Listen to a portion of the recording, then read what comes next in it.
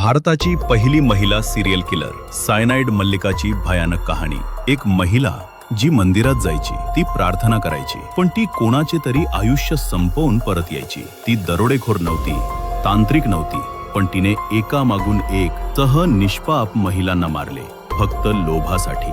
Cyanide मल्लिका भारताची पहिली महिला सिरियल किलर। हे वर्ष 1999 होते।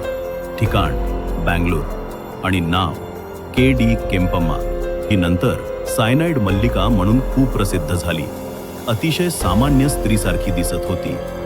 एक आई, एक पत्नी आणि एक भक्त।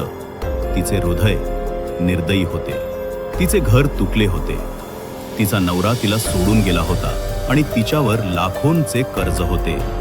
काही दागिन्यांची दुकाने आणि चिट फंड चालवण्याचा प्रयत्न केला, पण सर्व काही वाया गेले। आता तिच्याकडे फक्त दोनच पर्याय होते, एक तर उपासमारीने मरावे किंवा इतरांना मारून जिवंत राहावे। तिने दुसरा मार्ग निवडला। ती हत्येचे नियोजन कसे करायची? केम्पम्मा स्वतःला धार्मिक महिला म्हणून सादर करत असे। ती मंदिरांना भेट देत असे, एकाकी दुःखी महिलांना शोधत असे, ज्यांच्या आयुष्यात अडचणी येत होत्या। नवरा नव्हता, त्यांना मुले होत नव्हती, आर्थिक संकट होते। ती हळूहळू त्यांचा विश्वास जिंकत असे। ती म्हणायची, लक्ष्मीची पूजा करा, तुमचे आयुष्य बदलेल। मग ती त्यांना एका निर्जन मंदिरात घेऊन जायची। तिथे ती म्हणायची, हा प्रसाद घ्या, सर्व काही ठीक होईल। प्रसादात सायनाइड असायचे। महिला ते खायच्या आणि काही सेकंदात त्यांचा श्वास थांबायचा।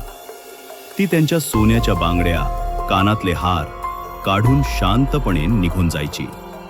सायनाइड मल्लिकाने 1999 ते 2007 पर्यंत किमान 6 खून केले।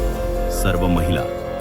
सर्व पद्धती सारख्याच होत्या, मंदिर, विश्वास, विष, चोरी, गायब होणे। बराच काळ पोलिसांना संशय आला नाही, कारण कोणीही विश्वास ठेवत नव्हते की एक महिला इतकी निर्दयी असू शकते। पण तिच्या एका चुकीने तिचा संपूर्ण खेळ उघड केला। ती चूक जी महागात पडली। ती महिला तिच्या बहिणीला सोबत घेऊन गेली होती। पूजा सुरू असताना बहिणीला संशय आला आणि ती सर्व काही गुप्तपणे पाहू लागली। मल्लिकाने प्रसादात काहीतरी मिसळताच बहिणीने गजर केला। मल्लिका पळून गेली, पण तिला पकडण्यात आले। पोलिसांनी तिची झडती घेतली तेव्हा प्रत्येक हत्येचे काही पुरावे, दागिने, विषाचे पेटे, रोख सापडले। पोलीस चौकशीत तिने सर्व काही कबूल केले। हो, मी त्यांना मारले, ते सर्व मूर्ख होते, मला वाटले होते की देव त्यांना वाचवेल। जेव्हा विचारले गेले तिला सायनाइड कुठून मिळाले, ती उत्तरली, सोने पॉलिश करणाऱ्या माणसाकडून। मी बनावट ओळखपत्र वापरून विष विकत घ्यायचे। न्यायालयाने तिला 6 खुनांसाठी दोषी ठरवले आणि तिला जन्मठेपेची शिक्षा सुनावली। आजही ती तुरुंगात आहे। ती एका सामान्य महिलेसारखी दिसते, पण तिच्या मनात काय चाललंय हे कोणालाच कळत नाही। जर तुम्हाला हा व्हिडिओ मनोरंजक वाटला असेल तर लाईक करा, कमेंट करा।